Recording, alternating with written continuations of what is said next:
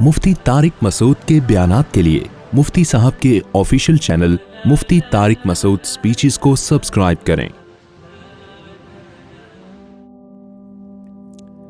इससे मालूम होता है कि अल्लाह की नज़र में अल्लाह के कानून की और अल्लाह की बातों की किस कदर वैल्यू है। समझ में नहीं आ रही मेरा ख्याल है बात। देखो, एक आदमी है जिसकी नज़र में अपनी बात की खुद भी कोई वैल्यू ना हो, वो कोई बात कर देता है, लोगों ने उसको तब्दील करके आगे गलत बयानी से काम लिया, कुछ बिगाड़ दी, तो ये सोचता है कि यार चलो मेरी बात है ना, अगर किसी ने गलत आगे पेश कर दिया उसको तो थोड़ा सा गुस्सा आएगा ना इसको। लेकिन जिसकी नज़र में अपनी बात की बहुत वैल्यू होती है, तो जितनी ज्यादा वैल्यू होगी इसे गुस्सा उतना ही ज्यादा आएगा। समझ में आ रही है बात? अल्लाह ताला अपनी बात लोगों तक पहुंचाने के लिए हर एक का इंतखाब नहीं करते। वजह क्या है कि अगर आप अपना पैगाम लोगों तक पहुंचाने के लिए कमतर लोगों का इंतखाब करते हैं तो ये इसकी अलामत है आप अपने पैगाम को खुद ही वैल्यू नहीं दे रहे, किसी को भी उठा के भेज दिया। वलीमे की दावत लोगों को मिलती है ना, हमने भी इसी सोसाइटी में टाइम गुजारा है ना, तो हर तरह के लोगों से हमारा वास्ता पड़ा है। कुछ लोग बड़े नाजुक मिजाज होते हैं कि जी आपने हमें फोन पे कह दिया वलीमा है, कार्ड क्यों नहीं भेजा। ऐसे नाजुक मिजाज लोग हैं ना बहुत सारे सोसाइटी में, क्योंकि मेरे साथ ऐसा हो चुका है। एक दफा मेरी शादी थी, कई दफा हादसा हुआ है, ये हादसा या खुशी कह लें, कुछ भी कह लें। तो एक दफा मुझे याद पड़ रहा है, हुआ तो हर दफा ही होगा ऐसे, लेकिन अब एक दफा वाला मुझे ज्यादा याद रह गया। अब जिसने एक शादी करनी होती है ना, वो तकल्लुफात करता है, तंबू लगेंगे, वलीमे होंगे, लड़की वाले आ रहे हैं, लड़के वाले जा रहे हैं, कार्ड बट रहे हैं, नूर चश्मी और पता नहीं क्या क्या उस कार्ड पे लिखा जा रहा है, और आपकी आमद हमारे लिए बाइसे सादत रहेगी। अब जिसकी एक हो तो वो ये सारे तकल्लुफात करे, जिसने ये कई दफ़ा उसको, यानी अल्लाह माफ़ फरमाए, ऐसी बातें करते हुए भी घर में भी बयान सुने जाते हैं ना। अब जिसने ये कि भाई ये शादी तो ज़िंदगी का हिस्सा है, जब मौका मिले कर लो, मौका मिले कर लो भाई, इसको आसान बनाओ, तो वो कहाँ इन तकल्लुफात में पड़ेगा कि जी तंबू लग रहा है और हॉल बुक कराया जा रहा है और कार्ड छप रहे हैं। ओ भाई, हमारी एक रिश्ता मुयस्सर हो गया है, शादी करनी है तो कर दें, नहीं करनी है तो इनकार कर दें, टाइम हमारे पास नहीं है। मैंने तो अपने वाक़या सुना है ना, एक जगह मैंने पैगाम वंस अपॉन अ टाइम भेजा था, उन्होंने कहा 6 महीने बाद। मैंने कहा फिर 6 महीने बाद ही देखेंगे जी, ठीक है ठीक है ना, उस वक्त तक हमारी कहीं नहीं हुई तो दोबारा ट्राई कर लेंगे, अगर हो गई तो फिर आप कहीं और कर लें। उन्होंने कहा 6 महीने का इंतज़ार नहीं। मैंने कहा भाई 6 महीने का इंतज़ार मैं कर रहा हूँ, लेकिन इस दौरान कोई और रिश्ता आ गया तो हम वहाँ कर लेंगे, आपको और मिल गया तो आप वहाँ कर लीजिएगा, कहीं भी नहीं हुई ना आपके ना हमारी तो फिर दोबारा राब्ता कर लेंगे। इतना टाइम नहीं है कि 6-6 महीने बाद है, हो सकता है इमाम मेहदी आ जाए 6 महीने से पहले। क्या ख्याल है भाई? सारा सेटअप ही खराब हो जाए हमारा, वो जिहाद में लगाएंगे ना, वो तो आता ही।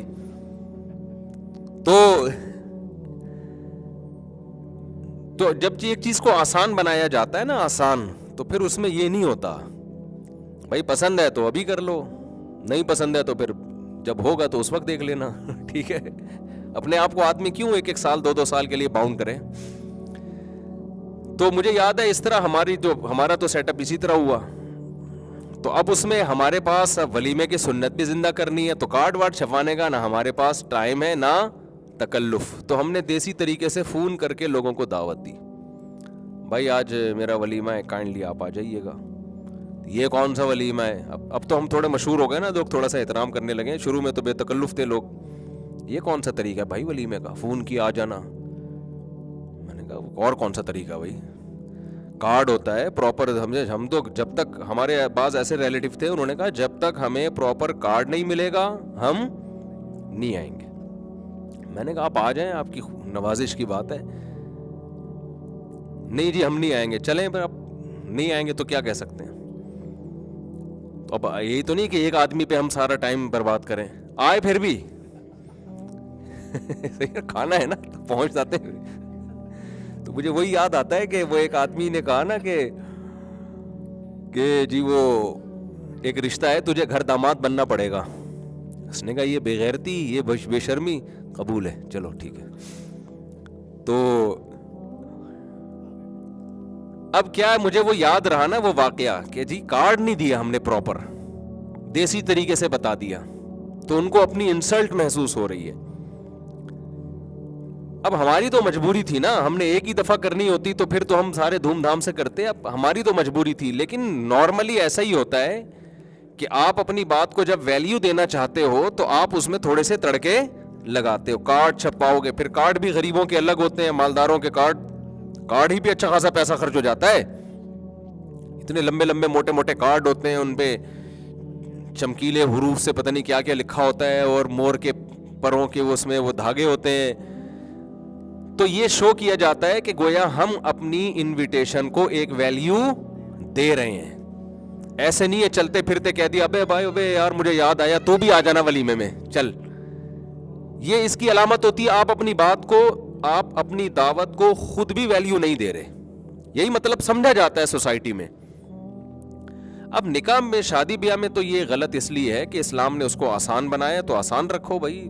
کوئی کارڈ دے دیتا ہے تو بھی ٹھیک ہے, زبانی کہہ دیتا ہے تو بھی ٹھیک ہے, لیکن اصولی طور پر اتنی بات درست ہے کہ جب کوئی شخص اپنی بات کو ویلیو دینا چاہتا ہے تو اپنا پیغام پراپر وے میں وہ دیتا ہے, ریکارڈ کراتا ہے, اس پہ جو لیٹر ہیڈ ہے اس پہ لکھے گا, اس پہ اسٹیمپ ہوگی. ایسا ہی نہیں ہوگا کہ کسی بھی کاغذ پہ لکھا اور پیغام پکڑا دیا. ہمیں یاد ہے ایک دفعہ ہم گاؤں میں تھے, دورہ صرف وغیرہ کرنے جایا کرتے تھے, تو ہم نے نا اپنے گھر میں خط لکھا سگریٹ کے ڈبوں پہ. کسی نے کہا یار گھر والوں کو خیریت بتا دو, فون کا اتنا رواج نہیں تھا, تو ہم نے کیا کیا, وہ سگریٹ کے ڈبے نا ہم لوگوں نے اور اس پہ خط لکھ دیا. تو ہمارے گھر والے اتنا غصہ ہوئے, میں بالکل بچہ تھا اس وقت, کہ بھئی یہ کون سا طریقہ خط لکھنے کا یار, کوئی ایک کاغذ خرید لیتے. بات بالکل ٹھیک ہے, ہم تو لاؤبالی پن میں ہم نے لکھ دیا.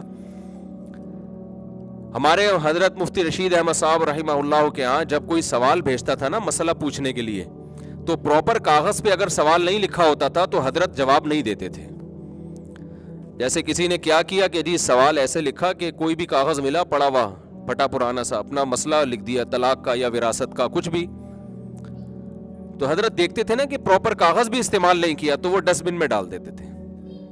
وہ کہتے تھے آپ کو اپنے سوال کی خود ہی قدر نہیں ہے, آپ سے اتنا نہیں توفیق ملتی کہ ایک پراپر کاغذ لیتے, اس پہ تمیز سے کچھ تحریر لکھ لیتے. آپ نے ہمارے ٹائم کو ایسے برباد سمجھا ہوا ہے.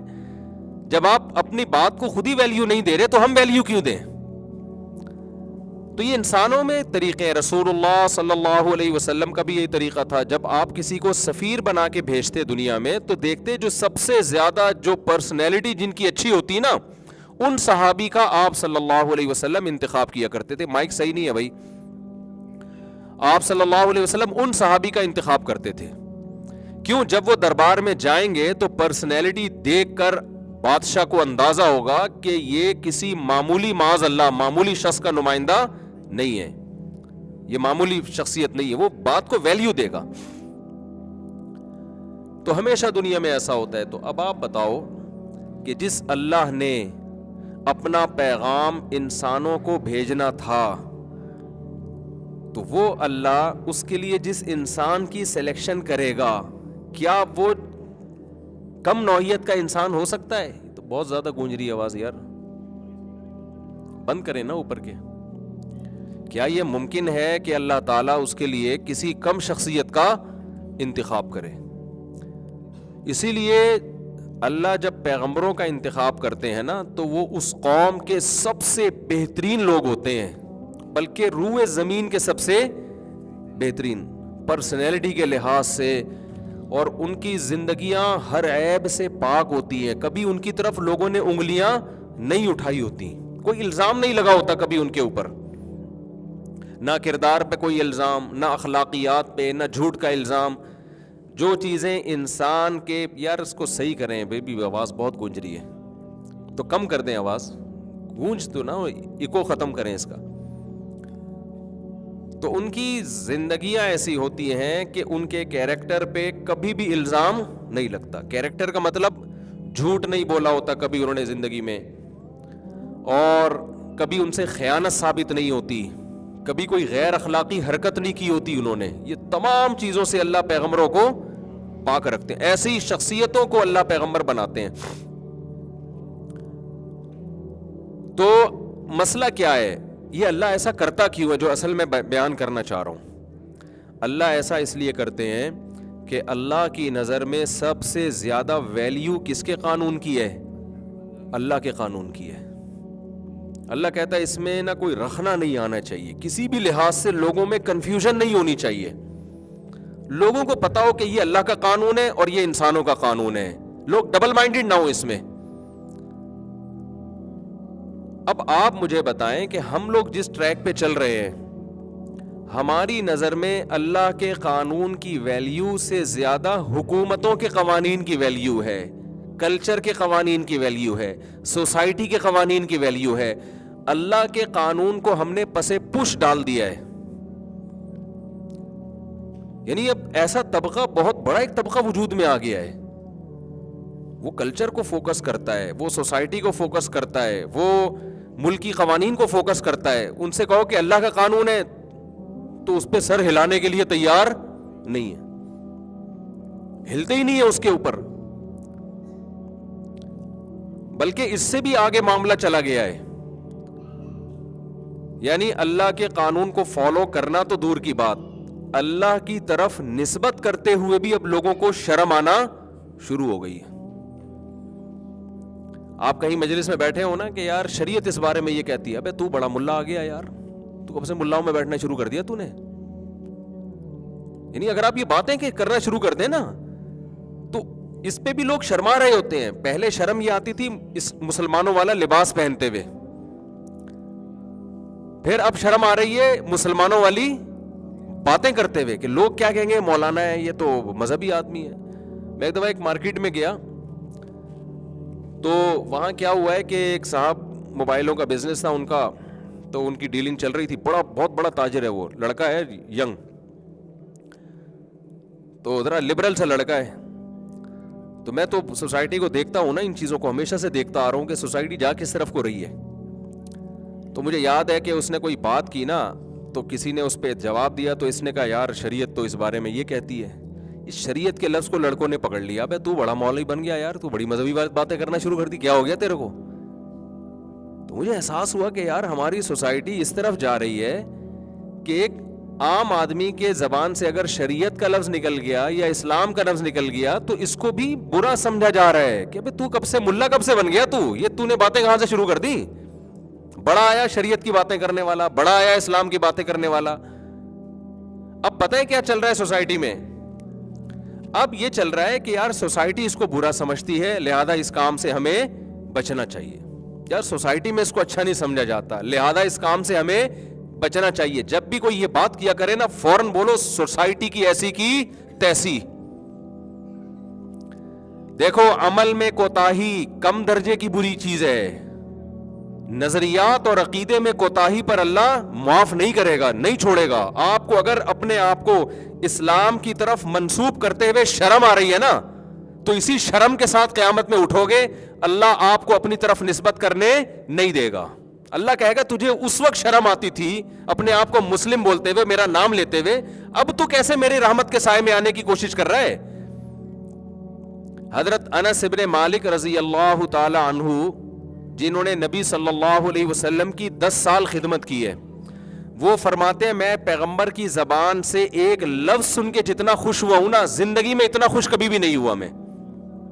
وہ کیا لفظ تھا کہ ایک شخص رسول اللہ صلی اللہ علیہ وسلم کے پاس آیا, اس نے عرض کیا یا رسول اللہ المرء يحب القوم وليس منهم. یا رسول اللہ ایک شخص کسی سے محبت کرتا ہے لیکن اس قوم میں وہ ہے نہیں, تو اس کا کیا ہوگا؟